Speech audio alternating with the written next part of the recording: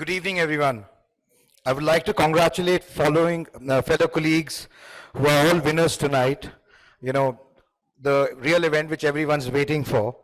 And I would just take a few minutes to share some thoughts over my journey in last 17 years, what I've learned and seen and evolved.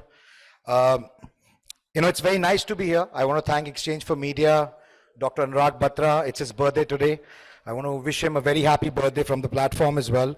Uh, E4M has been an entity which I hold very dearly because when I entered the media space about 17 years ago, not only as a company, but even as an individual, they were very kind and helpful in showing me the ropes of the industry and guiding me. But since today is a very important day for all of you, I'd like to, just start by saying that, as we honor the dedication and the courage of everyone who works hard to get you the news in the most timely manner, in an era of rapidly changing nature of journalism, let's continue to champion accuracy, objectivity, and commitment to stories that need to be told. The media landscape is changing, and I have seen it evolve in the last 17 years. There have been several challenges, but certain core points remain. Immediacy and urgency can never be replaced, and I strongly believe in that. Many speakers before me were talking about it, that the immediacy and urgency of news, that is the nature of the product. While entertainment, music, people can watch at leisure when they want, how they want, where they want. But when it comes to news and sports, the main nature of the product is not replaceable. Because when the news happens, you want to watch it there and then. I think, I'm very often asked this question, what will be the media landscape in the next 5 to 10 years? It is anybody's guess, but there are some patterns which we can see. The consumption of news and content with the availability of data has changed remarkably. I think everyone present here will agree. Today, content creators sitting in their offices or even from their homes are making rapid strides in media and are the biggest challengers to mainstream media today. It is important to get one thing right, that is what our consumers want. We need to understand the changing consumers of news and also whether he or she wants variety of content. They want authentic content and content which is reliable. In the era of social media, broadcast, print and digital media retain far more significance since the viewers still want authentic news, which is based on facts, and we need to present them with their facts as our viewers are evolved enough and can make the judgments on their own. We also need to understand that today is the era of highly localized news, the hyper-local news as we like to call it. People want to know what is happening in their city, in their immediate neighborhood, in and around them. That explains the mushrooming of independent media entities in different cities across India, and they also want to take control of their own narrative. It is the narrative that has always been led by traditional media entities. And now the independent content creators and independent media entities, digital media entities, want to set the narrative of news. The biggest threat of traditional media faces is from the independent content creators, but it is their ability to fill the gap, which is something that we must look at. The ability to understand the evolution and change in viewership patterns is something which will also allow us to expand and excel and look at what are we doing incorrectly. With coming of AI, there is no denying the fact that it has been an enabler and will completely transform the media industry in many ways. We don't understand right now, but it is a significant development and something we must watch out for. AI-powered tools can create articles, videos, graphics, voice assistants, enable hands-free consumption of media. So in more ways than one, it will be an assistive tool if it is used in a positive manner. The evolution of media from newspapers to our AI-driven platform showcases the transformative power of technology. Each phase has brought a unique ways of connecting people, shaping opinions, and delivering content.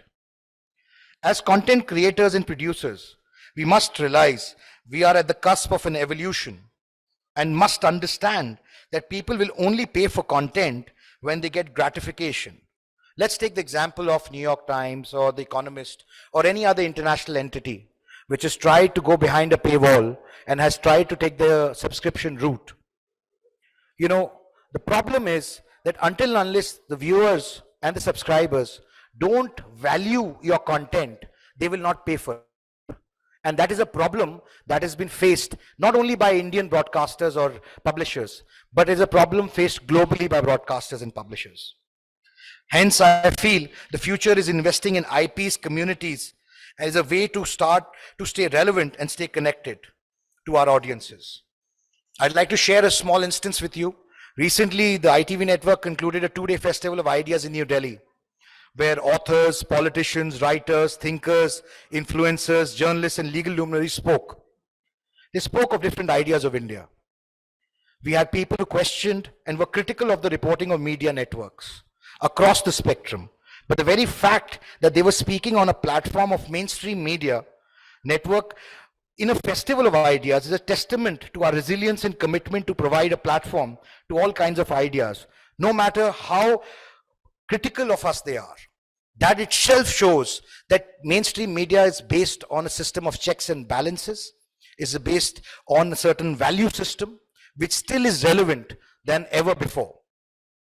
Recently, we saw the Chandrayaan-3 moon landing is something we experienced a few days ago. It reminds me of a similar event in 1969, when the first moon landing, it was a watershed moment and televised worldwide.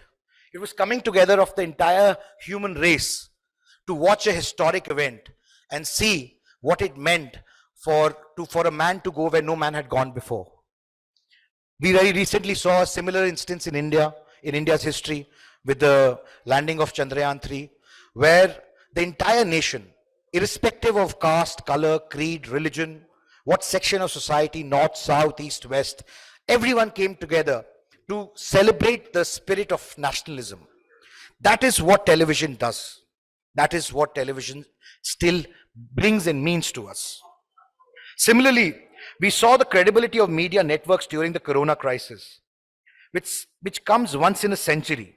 The role of traditional media was applauded and appreciated across the globe in unison, because it was time which demonstrated how a system of checks and balances in the most adverse circumstances for humanity, which we've seen, works. Media was the only source of credible information in the era of WhatsApp universities and social media narratives, false narratives, I should say. For all those who thought legacy media was over, they must understand the credibility and responsibility of traditional media transcends time. In a digital dispensation, which throws up many challenges, it acts as an enabler at the same time, because it rids us of restrictions of reach in traditional media in print and television. In some sense, it provides an equitable platform that allows us to focus on the content and improving its quality. In the digital era, content is the main driver and brings everyone on an equitable platform. May the best content win.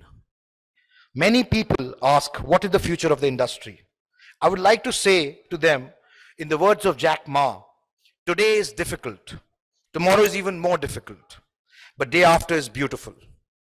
The problem is, most people die tomorrow evening. What I mean to say, the future of media is and will always remain bright, despite of technology, despite of adversity, despite of criticisms, disruptions, and negativity. I think I'm an optimist, and I've seen this industry grow and evolve over the last 17 years, being a part of it. My takeaway is that news is here to stay. It is not going to go away. Unlike the naysayers or people who are pessimistic about it, I think the very fact that news allows you to express your opinions the way you can and the way you do is what distinguishes us from the other mediums. So I have, with not taking a lot of time, we are at ITV Network with a very young and a vibrant team, striving to achieve that always. And that's a quality which our entire team of editors imbibe in them. I would like to thank once again, I would like to congratulate all the winners and also those who didn't make it. These wins are very important for us in the industry. We've seen ourselves at the other side of the spectrum many a times, winning it or missing it, but it's the thought and the spirit that counts.